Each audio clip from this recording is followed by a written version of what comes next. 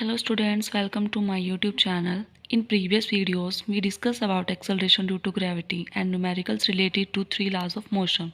So in this video, we discuss about mass and weight. So mass क्या होता है? Mass of a body is the quantity of matter or material contained in it. मान लो कुछ भी material ले रहे हो या कोई भी मैटर ले रहे हो, उसमें जितनी भी क्वांटिटी प्रेजेंट होएगी उसको क्या बोलेंगे हम उसका मास। कोई भी मटेरियल हो गया, मान लो कोई पेन लिया, उसमें पेन में जितने भी पार्टिकल्स होंगे, उसकी जितनी भी क्वांटिटी होगी उसको क्या बोलेंगे, उसका हम मास बोलेंगे। सो सेकंड है कि it is a scalar quantity and has magnitude and no direction. ये क्या होती है, एक स्केलर क्वांटिटी होती है, क्योंकि इसका जो है क्या होता है, सिर्फ मैग्नीट्यूड होता है, इसका कोई डायरेक्शन नहीं होता है। मान लो कोई भी चीज़ है, आपने कोई भी जैसे ए पॉइंट है और बी पॉइंट है, हमने कोई भी किसी भी ऑब्जेक्ट को ए पॉइंट पर रखा और बी पॉइंट पर रखा, तो उसका कोई डायरेक्शन नहीं होगा, उस भी चीज़ का, उसी भी ऑब्जेक्ट का कोई डायरेक्शन नहीं होगा, उसका क्या होगा, सिर्फ मैग्नीट्यूड होगा। सो हम जिसका भी मैग्नीट्यूड होगा उसको हम क्या बोलेंगे, स्केलर क्वांटिटी। और ऐसा यूनिट क्या होती है, किलोग्राम। उसके बाद है मास जो होगा बॉडी का वो कांस्टेंट होगा, मीन्स फिक्स्ड होगा उसका मास जो है वो चेंज नहीं होगा, प्लेस टू प्लेस चेंज नहीं होगा। मान लो अगर ए पॉइंट पर रख दिया ऑब्जेक्ट को या बी पॉइंट पर रख दिया मैंने ऑब्जेक्ट को, तो जो उसमें क्वांटिटीज़ प्रेजेंट होंगी वही रहेंगी, उसका जो मास है वो चेंज नहीं होगा किसी प्लेस पर ले जाने पर। उसके बाद है the mass of a body can not be zero. Mass जो है बॉडी का वो ज़ीरो नहीं होगा कभी भी।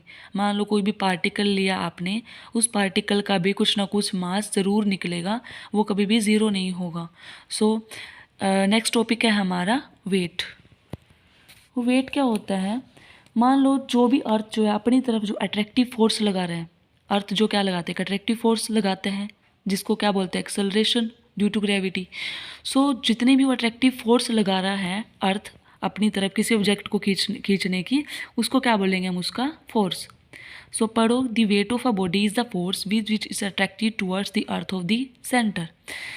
तो जो सेंटर है अर्थ का, उसकी तरफ जो अट्रैक्ट करती है बॉडी को, जो अर्थ जो फोर्स लगाएगी उसको क्या बोलेंगे, उसका वेट। मान लो जो भी अट्रैक्टिव फोर्स लगाएगा अर्थ अपनी तरफ किसी बॉडी को अट्रैक्ट करेगा, तो उसको हम क्या बोलेंगे, उसका वेट। जैसे आपने पीछे पढ़ा था कि फोर्स का universal law of gravitation, force में क्या था, force is equals to gravitational constant into mass का प्रोडक्ट होता था, अपॉन में क्या होता था, रेडियस का स्क्वायर। पीछे आपने जो यूनिवर्सल ऑफ ग्रेविटेशन था उसमें मैंने ये रीड कराया था। तो जो न्यूटन का सेकेंड लॉ था वो हमें क्या बताता था कि जो फोर्स होती है वो किसके इक्वल होता है, मास इनटू में एक्सेलरेशन। बट यहाँ पर एक्सेलरेशन का क्या मतलब है, यहाँ पर अर्थ के केस में एक्सेलरेशन कौन लगा रहा है, अर्थ। तो हम क्या बोल देंगे, ए की जगह हमने क्या रिप्लेस कर दिया, जी, एक्सेलरेशन ड्यू टू ग्रेविटी। तो डेफिनेशन से ही लगाते हैं हम कि जो फोर्स होती है वो क्या होता है, इक्वल लिख देंगे हम वेट की। ठीक है, मतलब जो अट्रैक्टिव फोर्स लगा रहा है अर्थ वो किसके इक्वल हो गया, वेट। वेट क्या हो गया, अट्रैक्टिव फोर्स हो गया। तो एफ की जगह हमने यहाँ पर रख दिया वेट, और वो किसके इक्वल हो गया, एम इंटू में जी, मास इंटू में एक्सेलरेशन ड्यू टू ग्रेविटी। उसके बाद जो ऐसा यूनिट क्या होती है इसकी, न्यूटन। जो फोर्स की यूनिट होगी, जैसे आपने पीछे पढ़ा था फोर्स की जो न्यूटन यूनिट होती है, तो वेट की भी क्या होगी यहाँ पर, ऐसा यूनिट न्यूटन। उसके बाद वेक्टर। वेक्टर क्या होती है, एक वेक्टर क्वांटिटी होती है। वेक्टर वेट है वो क्या है, एक वेक्टर क्वांटिटी है। क्यों है, क्योंकि जो वेट होता है बॉडी का वो वर्टिकली डाउनवर्ड डायरेक्शन में होता है। मान लो जो अर्थ है अपनी तरफ जो अट्रैक्टिव फोर्स लगा रही है, अब वो कहाँ लगाएगा, डाउनवर्ड डायरेक्शन में लगाएगी। तो हम क्या बोल सकते हैं, वेट का क्या होता है, डायरेक्शन होता है। अब कोई भी ऑब्जेक्ट है, मान लो अर्थ अपनी तरफ अट्रैक्ट कर रहा है उस ऑब्जेक्ट को, तो वो अट्रैक्टिव फोर्स लगा रहा है, और वो अट्रैक्टिव फोर्स कौन से डायरेक्शन में लगा रहा है, अर्थ अपनी डाउनवर्ड डायरेक्शन में। तो अट्रैक्टिव फोर्स भी लगा रहा है, उसका कुछ ना कुछ क्या होगा, वजन भी होगा, वेट भी होगा। तो हम इसको क्या बोल सकते हैं, वेट क्या होती है, एक वेक्टर क्वांटिटी होती है। वेट डिपेंड्स ऑन जी, और जो वेट होता है वो किस पर डिपेंड करता है, जी पर। जी क्या होगा, एक्सेलरेशन ड्यू टू ग्रेविटी।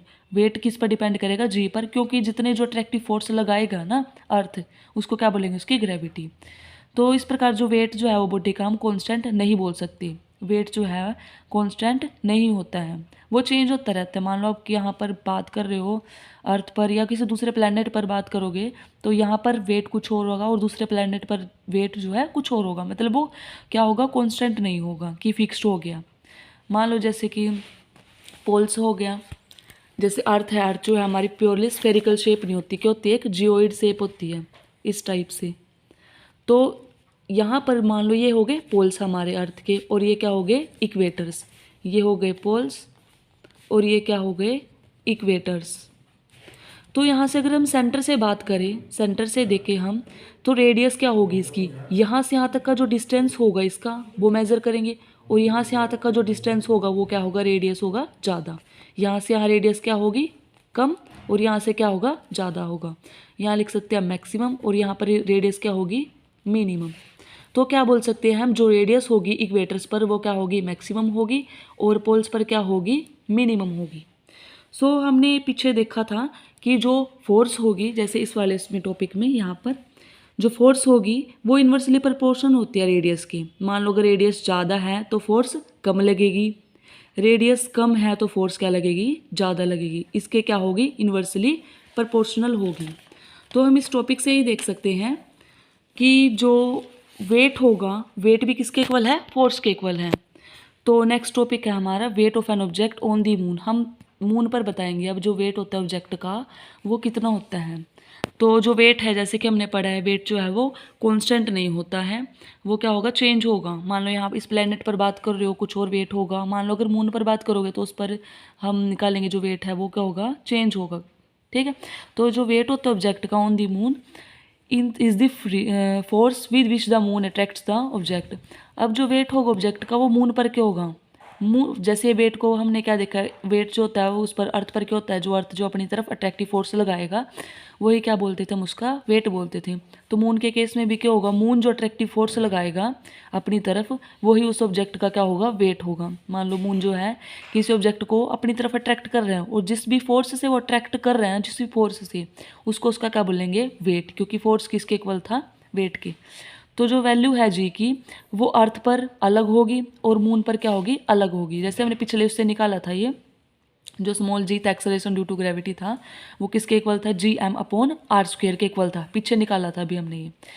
सो जो ग्रेविटेशनल फोर्स होती है मून की वो क्या होती है, 1/6 होती है अर्थ की। अब निकाल भी लेते हैं कि कैसे होती है, कैसे होती है 1/6 कैसे हो गई। जैसे मान लो कोई ऑब्जेक्ट यहाँ पर अगर हमारा 36 किलोग्राम है ना अर्थ पर, तो मून पर जाके क्या हो जाता है, उसका 1/6 पार्ट रह जाता है। तो कुछ रिलेशन से निकाल लेंगे हम जो वेट होता है ऑब्जेक्ट का अर्थ पर और मून पर क्या क्या होता है। तो यहाँ पर हमने जो वेट के फॉर्म में जो यूनिवर्सल ग्रेविटेशनल कांस्टेंट लिया था उसको लेके यहाँ पर देखेंगे इसको। तो यहाँ पर हमने वेट ऑफ अर्थ मान लिया, अर्थ का वेट जो आपने जो पीछे जो फॉर्मूला देखा था उसके अकॉर्डिंग ही लेके चलेंगे। यहाँ पर जी क्या है, हमारा ग्रेविटेशनल कांस्टेंट, एम क्या है, मास, अर्थ का मास है, और एम क्या है, किसी ऑब्जेक्ट का मास है। अपॉन में आर क्या है, रेडियस है किसकी, अर्थ की, और जो उसका क्या होता था, स्क्वायर होता था, जो हमने पीछे फॉर्मूला ड्राइव किया था उसी के अकॉर्डिंग ही चलेंगे हम।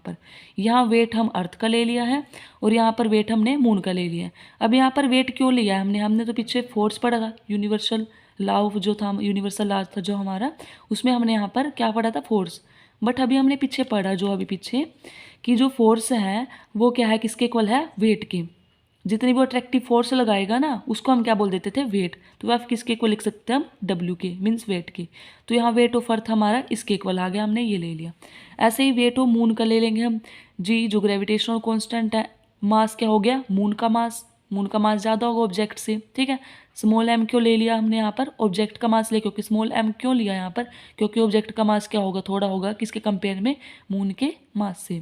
और ऐसे ही हमने रेडियस ले ली, किसकी रेडियस ली यहाँ पर, मून की, और यहाँ पर स्क्वायर लगाया। तो हम यहाँ पर जो मून का जो वेट है और जो अर्थ का वेट है उसकी क्या ले लेंगे, रेशो ले लेंगे। तो हमने डिवाइड कर दिया, मून के जो वेट है उसको ले लिया यहाँ पर, और जो अर्थ का वेट है उसको ले लिया। अब उसके बाद जो ग्रेविटेशनल फोर्स है उसको जी को हमने ऐसे ही लिखा, क्योंकि ऊपर नीचे यहाँ पर क्या हो जाएगी, कैंसल आउट हो जाएगी।